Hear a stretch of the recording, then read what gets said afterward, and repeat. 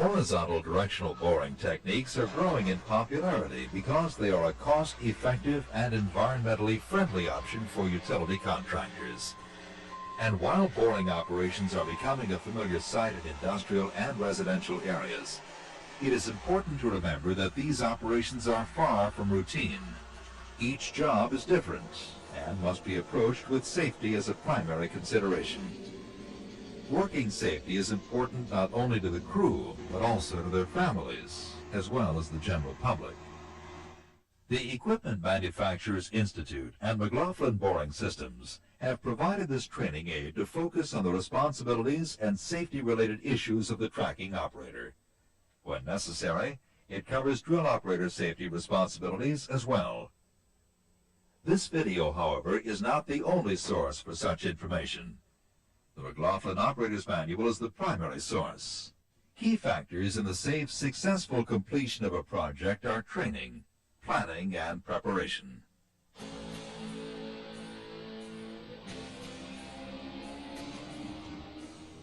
Your personal preparation begins with a positive attitude. You are responsible for safely and accurately guiding the bore, and you must be well rested and alert. Refer to the Spot DTEC Operating Manual for specific guidelines on personal preparation. But here are some general recommendations. First, remove loose-fitting clothing and jewelry. Tie back long hair. You must wear properly rated electrically insulating footwear at all times during the bore. A hard hat is recommended. You must wear eye protection when observing the drill head passing through or exiting exposures. Wearing a high-visibility vest is recommended when working in traffic areas. And of course, you should be professionally trained in boring techniques and in the use of the Spot DTEC tracking device.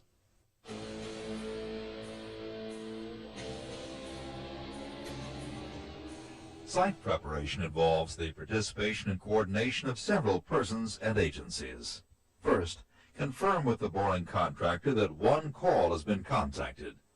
Confirm that utilities that do not subscribe to one call have been contacted, and confirm that the site has been accurately marked. It is recommended that all information pertaining to the locate request be retained for future reference, including the one-call confirmation code or ticket number, and locate sketch if supplied by the facility owner. It is a good practice to take a copy of the sketch to the job site to confirm the locates. Some localities require the sketch and ticket number on the job site. Next, mark the bore path. Confirm the locations of all existing utilities and make every effort to stay clear of them.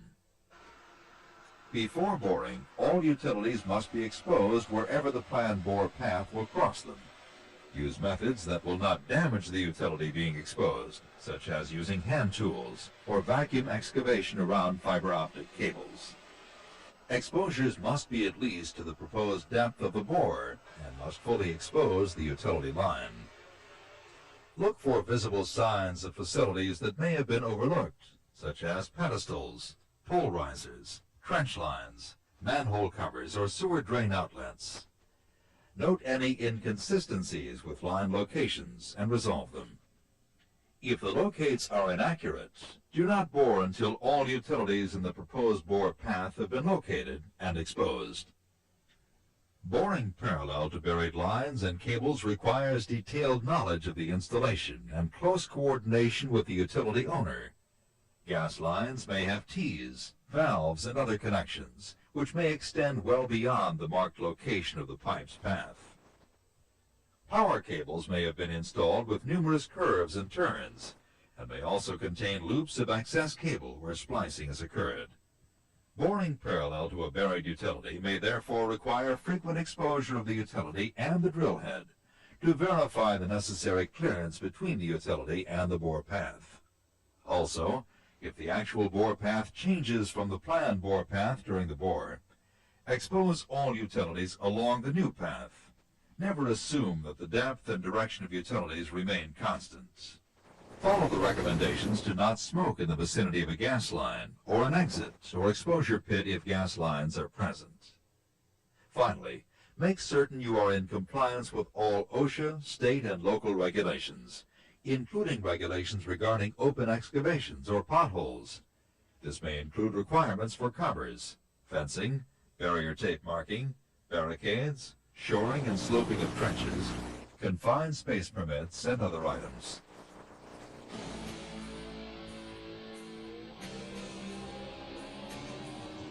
It is essential that the tracking operator and the drill operator develop an understanding of the job before boring begins. Walk the planned bore path with the drill operator to check for potential sources of electromagnetic interference. Here's why.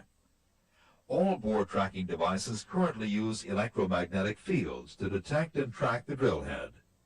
These fields are subject to disturbances or interference from various sources. When interference is encountered, tracking receivers may give information that is not correct, including depth information.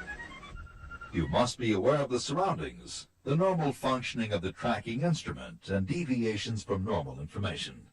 For example, a roll position that jumps when the drill head is still, or pitch information that is not consistent with depth readings could indicate a problem.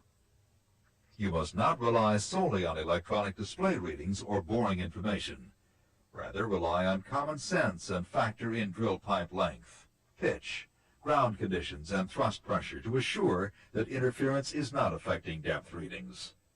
To check for potential sources of interference, walk the planned bore path with the tracking receiver on, but with the transmitter in the off position. As you walk, look for signal strength changes or any other unusual indications or readings, and mark these locations. There are several potential sources of interference. Active sources include traffic sensing loops and traffic signal pads, electronic dog fences, buried utility lines with cables or trace lines that transmit high-frequency signals, other transmitters that are at or near the same frequency as the tracking equipment. This could include radio and television transmitters and other tracking devices, cathodic protection currents, existing utilities, microwave or radar transmission facilities, electrical storms, and locating equipment being used in the same vicinity.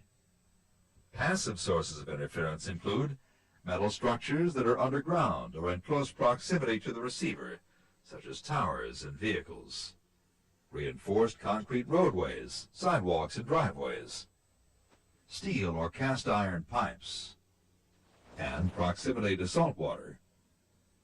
If signal strength changes are noted during the walkthrough, it may indicate potential interference. Use the following procedure to determine if electromagnetic interference will affect the readings of the tracking receiver. Where interferences were detected, position the receiver over the planned bore path.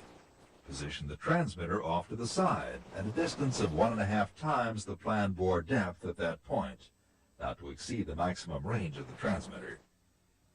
Check depth accuracy and other communications, such as pitch, roll, battery life, and temperature.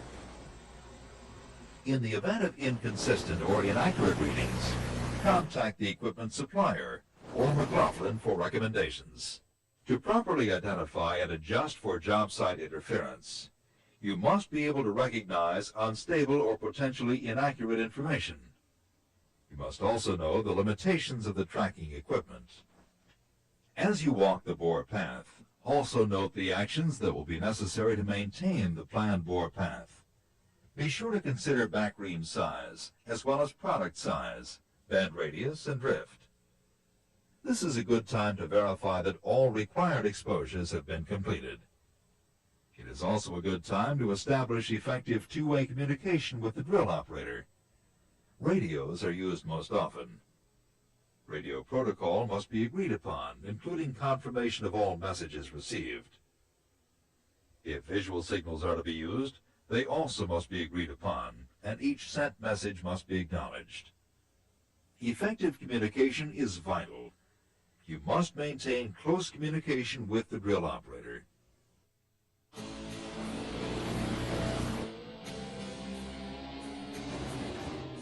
Remember, as the tracking operator, you are guiding the bore. Before the bore begins, anticipate the actions you will need to take to avoid obstacles noted during the walkthrough. Give yourself adequate time to perform these actions, again making certain to allow adequate distance for the back reamer to clear obstacles. Frequently cross-check both depth and pitch information with the previous readings, and be alert for inconsistent readings. If you encounter an inconsistent or unexpected reading, stop the bore. Cross-check all information sources. If the readings are still suspect, pull back to the previous known bore position and verify that the tracking equipment is working properly. You must identify the problem and take corrective action before continuing the bore. When crossing exposures, verify the proximity to the utility by observing the drill head passing through the exposure. Wear eye protection and avoid being sprayed by drilling fluids.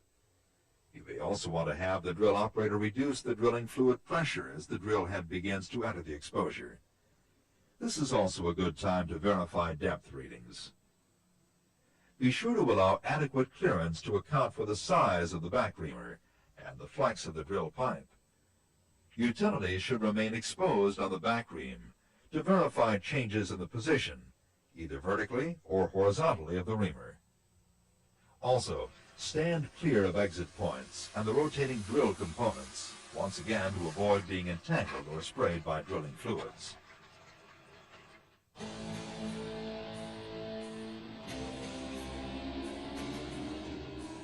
If the drill head or back reamer strikes a utility, it is important to know what emergency procedures must be taken. In the event of an electrical strike, stay where you are and don't move, since the ground may be charged.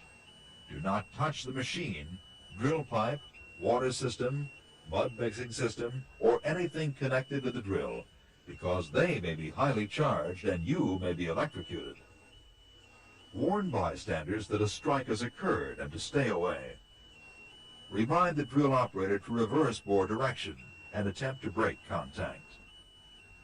Have someone call 911 or other local emergency number and contact the electric utility. The drill operator should follow the manufacturer's procedures to determine if the drill is electrically charged. But be aware that some power line circuit breakers can reset automatically and re-energize the line. Do not resume boring until you have been cleared to do so by the electric utility. If a gas line strike occurs, leave the area of the leak immediately. Inform the drill operator of the strike and remind him to shut down all engines. Also remind him that the drill string should not be reversed or retracted to break contact with the gas line, since any further movement could cause a spark that may ignite any leaking gas. Now you must evacuate and secure the area, and then call 911 or other local emergency number and contact the appropriate utility. Do not smoke or do anything that may cause a spark. Finally, do not resume boring until you have been cleared to do so by the appropriate utility. In the case of a fiber optic strike, do not look into the cut ends of the cable. Contact 911 or other local emergency number, as well as the appropriate utility. For a water or sewage strike, do not reverse the bore.